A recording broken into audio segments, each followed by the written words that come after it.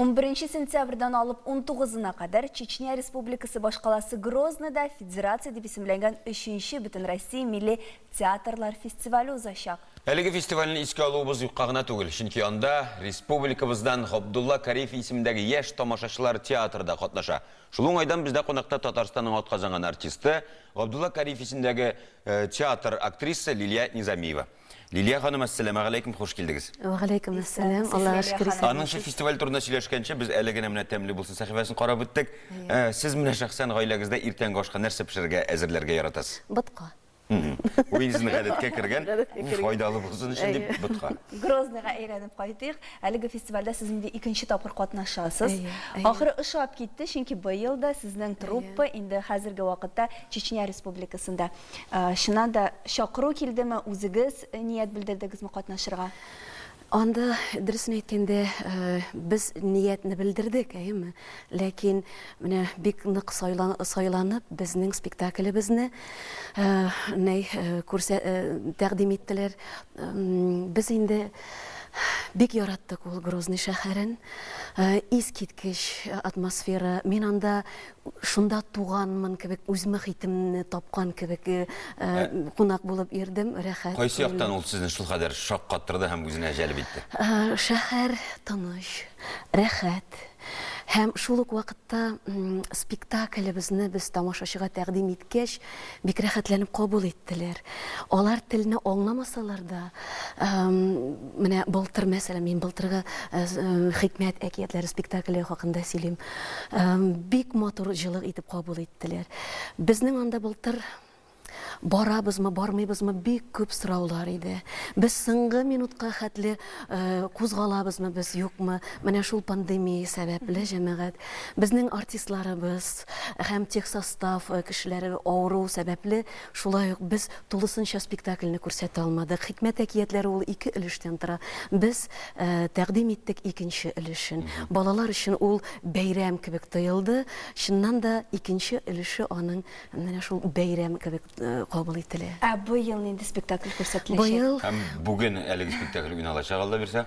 Мұстай Карим повесті бойынша ұзын ұзақ балашақ дейілген спектакль.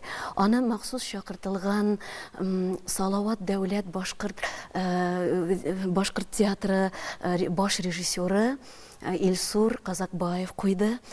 Қойушылар да әлі Башқұртстанның өзінен? Һәм дә инде бұл әсәрні қойған уақытта белгілі. Бұл әсәрге ең бірінші етіп заманында Рифқат Исрафилов мәрәжәғат етті. Һәм қойылышы да бүгінгі күнде де тамашашы білән рәхмәтлі болып тамашашы аны иске ала. Шуңа күрә безнең мақсат дигән иде Илсур Казакбаев яңа яктан ашырга бу әсәрне. Лилия ханым, әйдәгез тамашачыларга да спектакльдән үзек күрсәтеп алыйк, аннан дәвам итәрбез. Әйдәгез.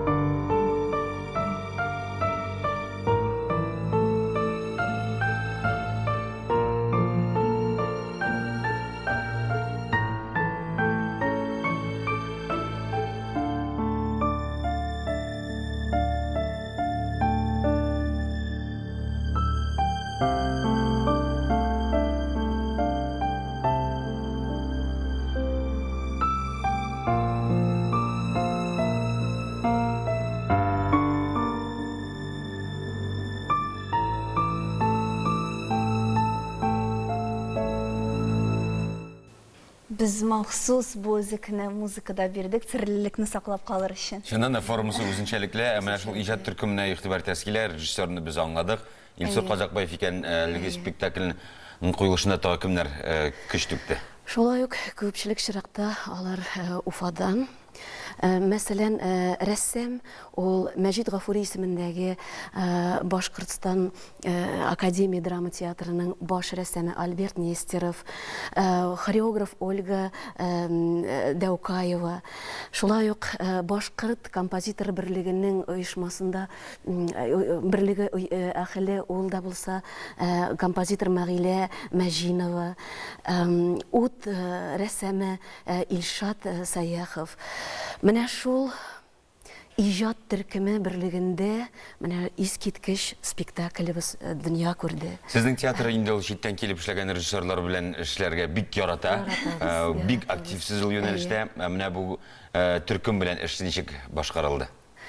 Бу төркем белән аны мин бик артык белеп бетермим, ләкин Илсур Казакбаев килүгә үк кастинг формасы кулланды, кастинг үткәрде. Һәм бик күп алымнар белән эш итеп карады. Менә бу алым күзәткән алым ул да бик озак эзләнү нәтиҗәсе. Аны булай теге ничегрәк әйтим. Менә мин мәсәлән бу әсәр белән мәктәптә укыганда танышкан идем. Алланың рәхмәте яусын татар теле укытучыбызга. Һәм ул әсәр миңа бик нык тәэсир итте.